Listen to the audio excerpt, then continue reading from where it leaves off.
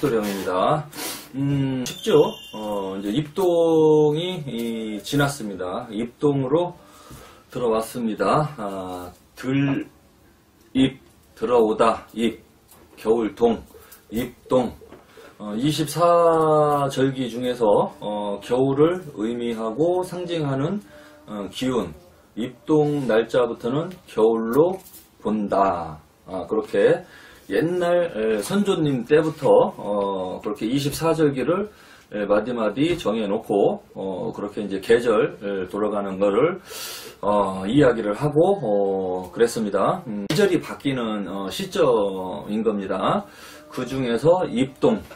이제 그 반대로 이제 또 입하도 있죠. 이제 본격적인 여름이 시작된다. 입하. 그리고 본격적인 봄이 시작되는 곳, 입춘. 그런 것들이 이제 있습니다. 당 떨어질 때, 좀 갱년기가 오고, 40 중반 이후로는 갑자기 당이 떨어지면 기분이 조금 떨어지고, 울적해지고, 그러한 증세도, 나타나는 사람들이 종종 있습니다. 그럴 때는, 또 이렇게 이제 달콤한 거, 조청 같은 거, 이런, 뭐, 몸에 좋은 거, 꿀이나 그런 거 한 숟가락씩, 떠서 먹으면 좋다는, 의사 선생님들의 보고가 있었습니다. 가족관계가 행복해지는 거고, 그래요. 아프면은 서로 짜증나, 예민해지고 짜증나, 그러다 보면 싸우는 거야. 그리고 아프고 몸이 기력이 떨어지면 일을 못해. 일을 하는 것도 건성으로 하게 되고, 아무튼 다른 사람한테도 간접적인 피해가 갈 수 있습니다. 내 건강은 주변 사람들의 행복과도 연결되어 있습니다. 간접적으로. 그래서 내 건강을 챙겨야 된다는 이유이지요. 제가 생각할 때는 그렇게 생각이 듭니다. 견해, 태극도령의 견해입니다. 자, 이번 시간에는 서두가 좀 길었네요. 제가 원래 조금 서두가 깁니다.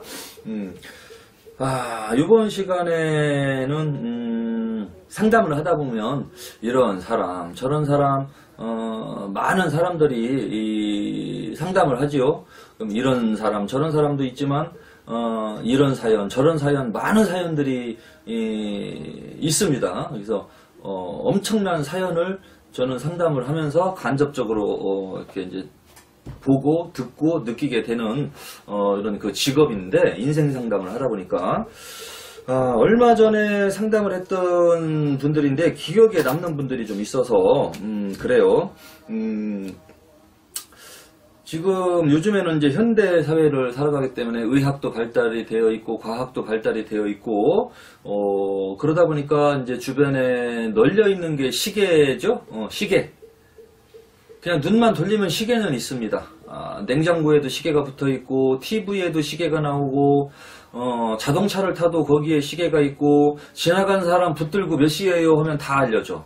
그리고 도시 곳곳마다 교회 같은데, 탑 같은 데에도 시계가 있고, 이런 역전이나, 뭐 그런데 버스 터미널 같은데, 그런 데도 시계가 있고, 온갖 시계 천지이지요.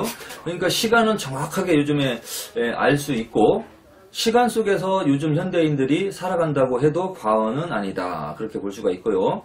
자, 그렇다면은 최소한 70년도, 80년도 전, 90년 전까지 흘러간다면 90년 전은 어땠을까요?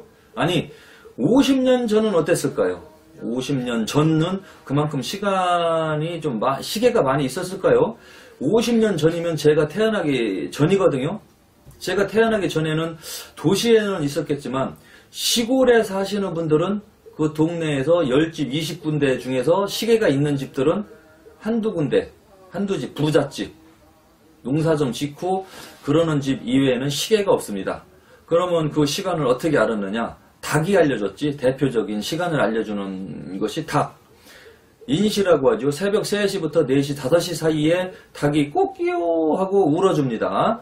그러면은 조금 있으면 날이 밝겠구나, 날이 새고 있구나. 그렇게 그 사람들 인체의 이 리듬을 가진 시계가 알게 됩니다.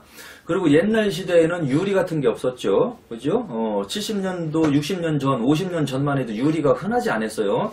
그럼 시골에서는 어떻게 살았느냐? 그런 창살문이 있잖아. 이거 창살, 문풍지, 예? 그 창호지나 그런 걸로 그렇게 붙여놓고 되어 있는 집에서 거의 다 살았지요. 그리고 그나마 창호지도 없으면은 또 달력으로 그렇게 문에다가 붙여서 사는 집도 있습니다. 큰 종이가 없으니까 달력으로 문을 살죠. 그럼 그걸로 바람도 맞고 바깥의 온도를 차단하고 그렇게 되죠. 그렇게 이제 그런 그 주택이 그런 스타일로 만들어졌기 때문에 태양이 떠오르면 햇빛이 싹 비칩니다. 이미 알아요. 바깥의 밝기를 깜깜한지 새카만지 아니면 바깥에 보름달이 떴는지 방 안에서도 알 수 있어요. 바깥에 보름달이 뜬 날은 방 안에서도 바깥 그 빛이 약간 훤하게 보입니다. 진짜 그 보름달이 밝게 떠 있을 때는 그림자까지 생깁니다. 달 그림자, 달로 인해서 생기는 그림자. 그러면 이제 시간이 어느 정도 예측이 되죠. 달이 기울어지는 시점, 달이 어느 쪽에 떠 있나. 그러니까 옛날 분들은 그러한 것으로 시간이 흘러가는 것을 기가 막히게 알아낼 수가 있죠. 낮에는 태양, 햇빛이 돌아가는 그 남중고도 각도로 옛날 분들은 시간을 많이 예측을 했죠. 그런데 거의 대부분은 좀 적중률이 있습니다. 그래도 이런 요즘 현대의 과학에서 만들어내는 시간이 없어도 많이 알 수가 있죠. 닭이 우는 소리부터 해갖고 이제 아침이 오는구나. 그때부터는 이제 생체 리듬이 돌아가는 거죠. 지금 몇 시쯤 됐겠다. 지금은 정오 좀 점심때쯤 됐겠다. 그렇게 하면서 대충 감각으로 이렇게 시간 돌아가는 걸 알아요. 그렇게 할 때에 아기들이 태어나죠. 응애하고 새벽에 태어나는 아기도 있고 한밤중에 태어나는 아기도 있고 낮에 태어나는 아기도 있는데 시계가 없어. 옛날 사람들은 먹고 살기 바빠가지고 이 아기가 몇 시에 태어났는지 그다지 그렇게 뭐 중요하지는 않아. 날짜도 그렇게 중요하지는 않아요. 그 옛날 시대에는 또 달력이 없을 수도 있어. 근데 왜 제가 이 시간과 시계와 옛날 상황을 설명하면서 달력을 이야기하고 있느냐? 제가 며칠 전에 이제 상담을 했는데 그분들 연세가 92세, 그리고 87세. 그러니까 지금부터 87년 전에 태어난 분들, 또 92년 전에 태어난 분 사주를 제가 이제 보게 된 겁니다. 이분들 자손들이 봤겠죠. 이분들 자손들이 이제 상담을 한 케이스인데 92년 전, 또 87년 전이면 시계도 그렇게 많이 없었을 것이고 날짜 돌아가는 달력도 그렇게 정확하다고 볼 수는 없는데 그래도 어쨌거나 그분들이 알고 있는 생일은 있죠. 그쵸? 생일은 있습니다. 근데 그것이 100% 정확하다고 장담할 수는 없는 겁니다. 자기 자손들이라 할지언정 자기도 태어난 게 부모님한테 날짜를 알았을 건데 92년 전에 자기 부모한테 들었을 건데 그것도 커서 10살 뭐 10살 이후에나 들었을 건데 그러면 100년 전에 태어난 사람이라는 거야. 나이는 92세지만 이 애기가 1살, 2살, 3살, 4살 이 할아버지가 92세의 할아버지가 1살, 2살, 3살 될 때 자기의 생일을 알겠냐고요. 개념을. 그죠?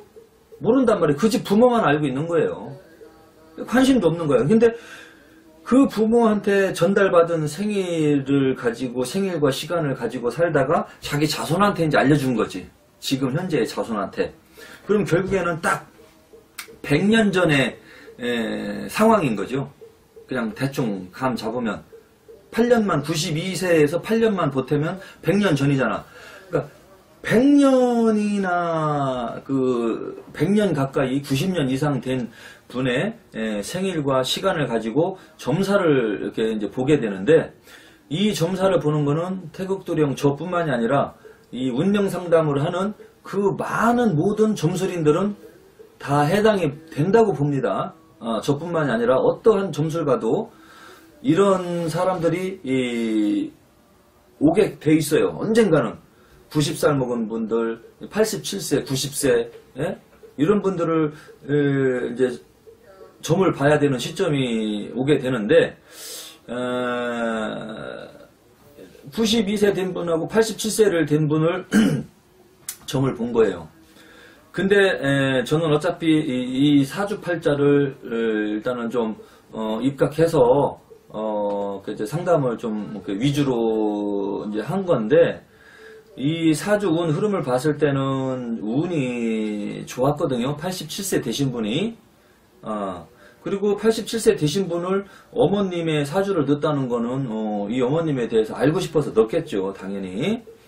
근데 87세 돼 있고 요즘에는 100세 시대니까 뭐 90살 이상 먹은 장수하시는 분들도 또 많죠. 요즘 시대에는. 그래서 이렇게 운을 쫙 뽑아보니까 지금 아직도 운이 들어있고 대운이 들어있고 그래요. 뭐 30대 40대 이때는 운이 좀 안 좋았었던 운이었지만 지금은 운이 좋아. 근데 알고 보니까 이분이 죽은 사람이야. 죽은 사람을 놓고 점을 본 거예요. 근데 저한테 점을 봐달라고 했을 때 솔직히 말해서 죽은 사람 놓고 점을 봐달라고 저는 예상도 못했어요. 자기 엄마니까 살아있는 사람이겠지. 지금 현재 운하고 앞으로의 운은 어떻게 좀 될 것인가 궁금해서 어머님의 사주를 엄마 아버지의 사주를 넣겠지. 저는 그렇게 생각하고 믿은 거예요. 죽은 사람 넣었을 거라고는 저는 솔직히 꿈에도 몰랐어. 또 운도 엄청 좋아서 죽을 운도 아니었거든요. 그런데 알고 보니까 죽었다는 거야. 저한테 문자가 왔어요. 태극들 형님 실망이다. 응? 죽은 사람을 어떻게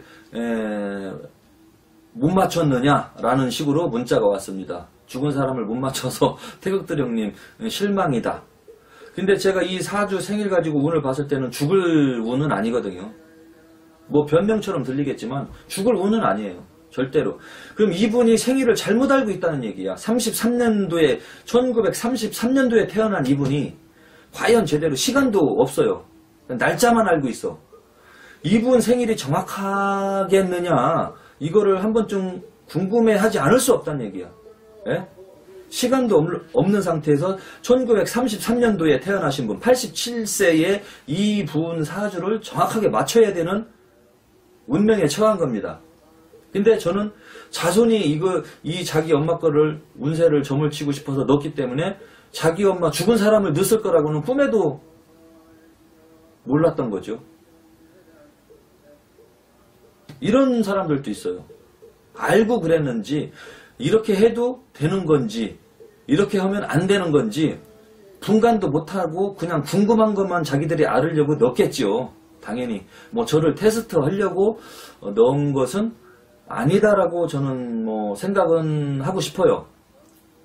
죽었는지 살았는지 그걸 맞추기 위해서 맞추나 못 맞추나 그걸 알아보기 위해서 죽은 자기의 엄마를 넣었다고 저는 생각은 안 합니다. 그냥 궁금한 게 있어서 넣었을 건데 그런데 죽은 사람 넣고 궁금할 게 뭐가 그렇게 있겠습니까? 이미 죽었는데 세상을 떠났는데 궁금할 게 뭐가 있겠어? 예? 죽은 사람을 점 보는 데다가 뭐하러 넣어? 이거 잘못된 생일이에요. 근데 이렇게 얘기하면은 변명한다고 하겠죠. 예? 그리고 제가 30년 가까이 상담하다 보니까 음력 양력도 일치가 안 되는 사람들 많아요. 음력 생일을 알고 있는데 그럼 양력으로 몇 월 며칠이네요? 일단 그건 잘 모르겠어요. 그 날짜 아닌데요? 이 날인데요? 그거 맞춰보면 틀려. 예? 10명 중에 한두 명은 음력과 양력 생일을 제대로 모르고 있는 분들이 많아. 그래서 제가 알려주기도 하고 그러거든요. 요즘 태어난 40대, 50대도 그렇게 틀려가고 있는데 80세와 90세가 넘은 사람 생일을 제대로 알겠느냐는 얘기지. 그냥 저는 변명처럼 들리겠지만 변명 한번 해보려고 하는 거예요.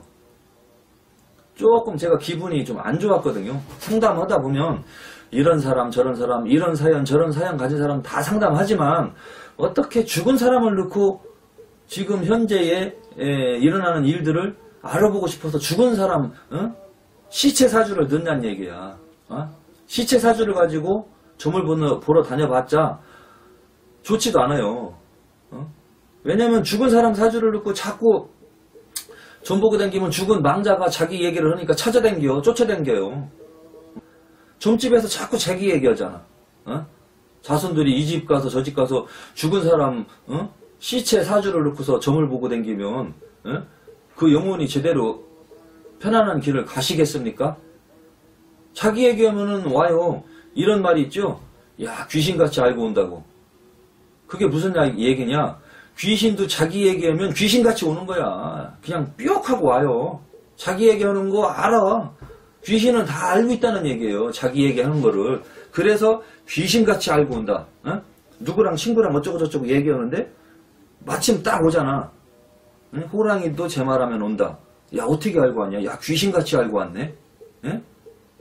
연락도 안 했는데 어떻게 알고 왔어? 귀신같이 알고 왔다. 이런 표현을 하잖아요. 귀신은 어디든지 갈 수 있는 거예요. 그러니까 죽은 사람 사주를 가지고 자꾸 점을 봐봐야 좋을 일이 하나도 없다는 얘기야.